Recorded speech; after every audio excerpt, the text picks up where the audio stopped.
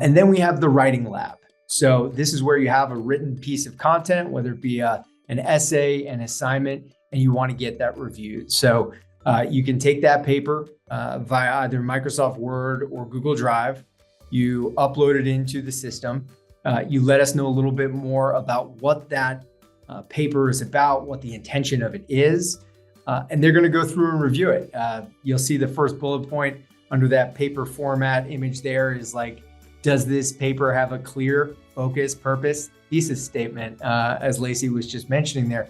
So we're going to review it for content, going to review it for grammar, going to review it to see if it matches up to any kind of format or style guide like we have selected here for MLA. So this is really across anything that the students are trying to get looked at from a written format. Could be a college application essay, really, you name it. This is available for review. Typically, it's going to be reviewed in a few hours, sometimes the next day. But again, just a great way if students are even preparing for a test that has an essay component, do a sample essay, fill it out, send it in, see what revisions come back, and then see where some of the areas are that you can kind of work on as you go through a real-time kind of essay generation as well.